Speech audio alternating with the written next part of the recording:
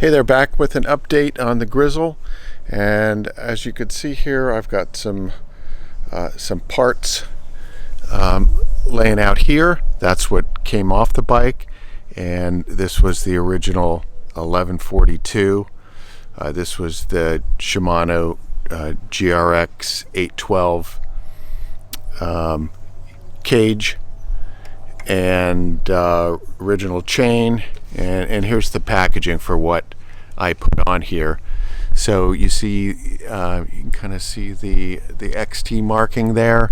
So that bolted right on. It's an XT cassette 11 to 46, and originally I was thinking about going for an 1150 and doing the big mullet mountain bike conversion, but this was much more cost effective, and I don't think it's going to be too much of a compromise, and I think this will get me up the hills I need to get up around here in Southern California. There's some steep ones, so as you could see, doing a little comparison here, let's see, other way around. This new cage is quite a bit bigger. Also, I understand quite a bit stiffer.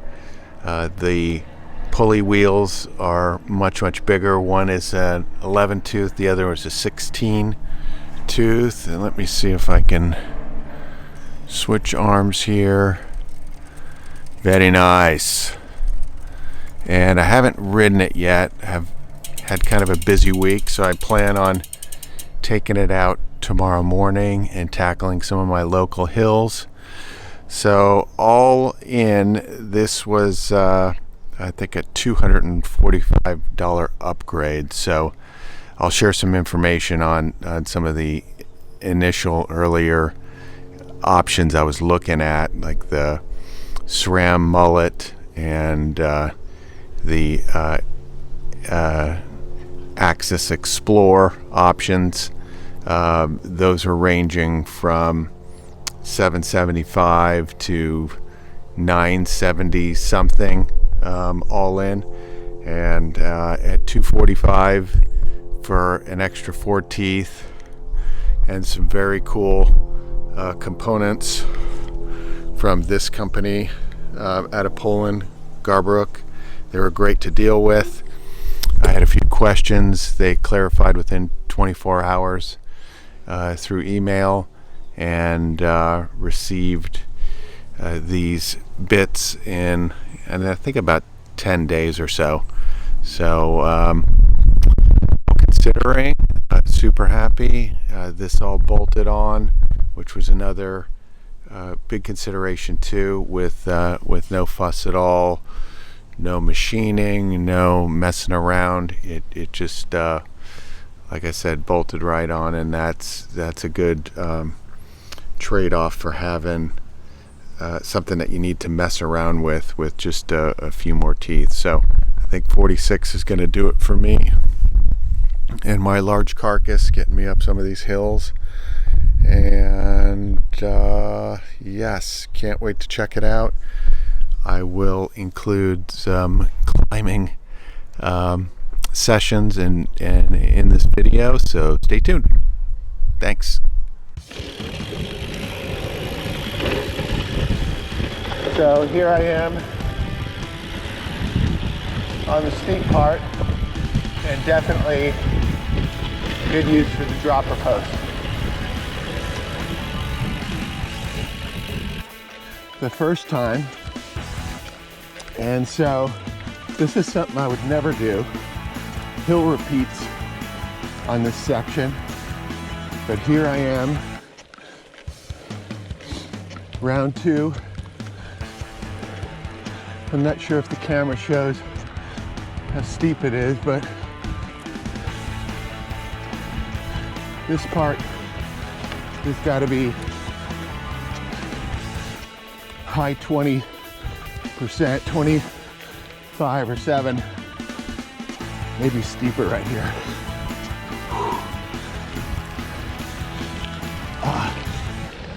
Okay, much better.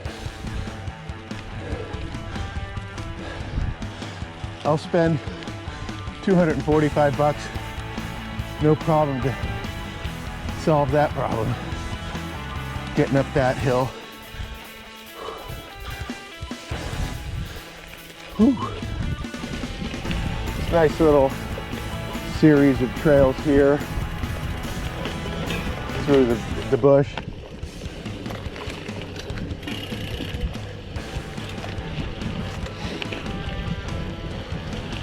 We'll take a quick tour up here on the top of the plateau and then head down.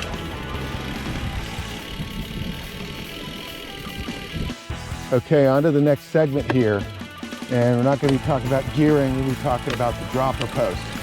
And usually when I'm by myself, I'll just kind of tiptoe down this section, or when I'm with a group ride, usually people are looking around saying, okay, who's going first? So,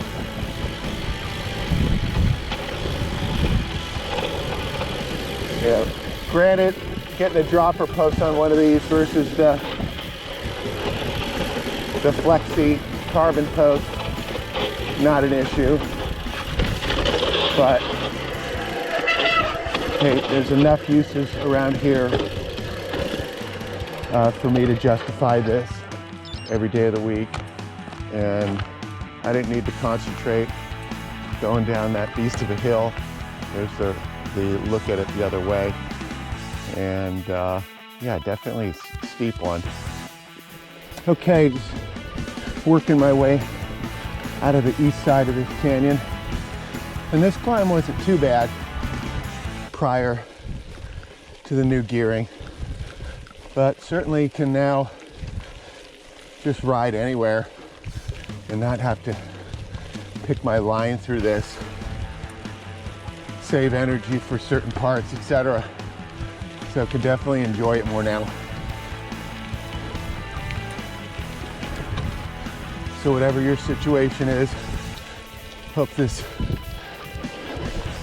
video and content helps you choose with going with the 1x system or 2x. Obviously this saves a bit of money and complexity, and the other one, the 2x, offers a little bit more gradual changes between cogs as you're climbing up the gear range. So I hope this helps. Some good fun stuff around my house that I can enjoy. I can just get a quick hour out on the bike. This is where I come. Some good climbing and some good technical practice as well.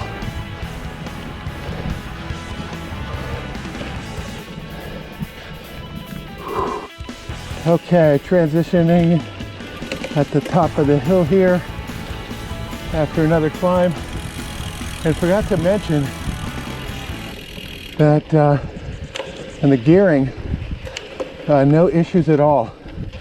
So as hoped for and kind of as expected, since I was just going to another Shimano product with the XT cassette. However, you know, introducing someone else's parts, the cage, the rear derailleur cage, you know, sometimes I think with other attempts on lower gearing, like the 910 or 1150 or 51, it's introduced some problems where people haven't reported, at least to my knowledge, favorable results with trying to do that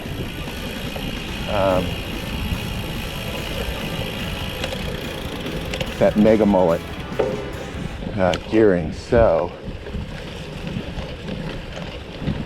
therefore I am super happy with this change, and that's I think a win for me both from a cost perspective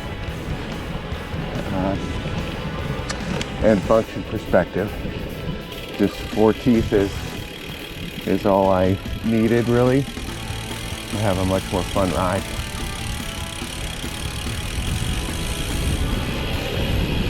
Actually done with the climbing on my hour-long loop this morning.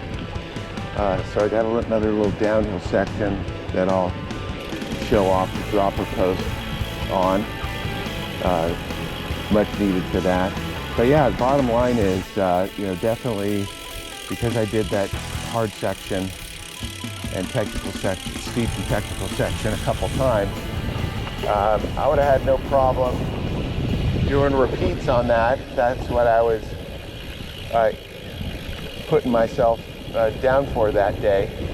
So a third time up that with this improved gearing would have been no problem. And then, you know, from a mental perspective, I'm not going to be shying away from more steep climbing. So whether you're just out climbing like me or you're packing up, morning, you're packing up the bike for its other intended use, bike packing, definitely some gearing changes like this make a big difference. So here we have another pretty good steep, tricky downhill. So dropping that post. Pretty thick sand up here at the top, as you can see, scrolling around a little bit.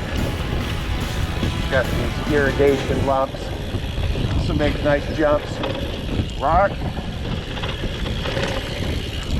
And if I was too high, if my seat was had me perched over, you know, there's always a good chance of going over the bars on some of these bumps. So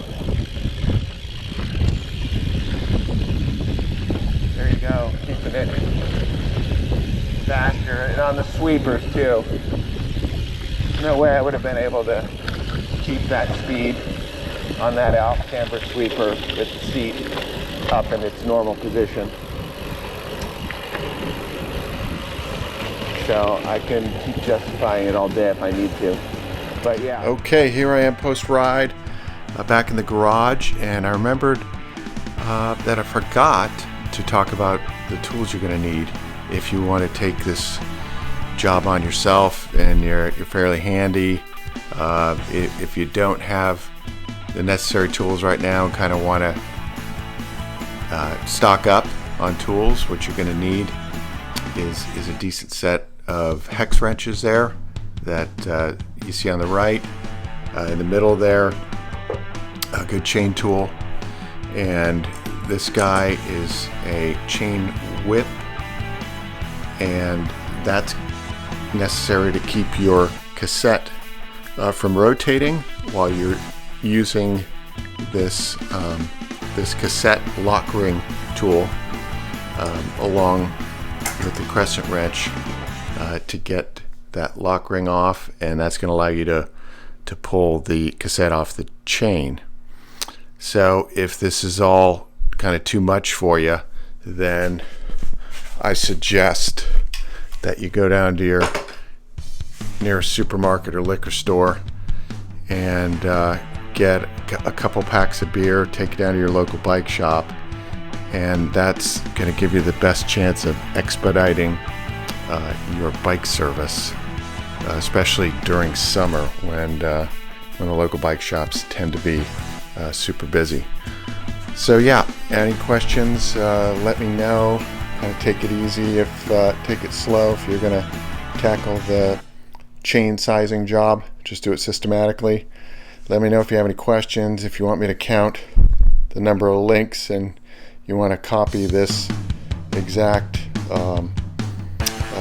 job that I did on this exact bike, then I'd be happy to help out and answer any questions that I can for you.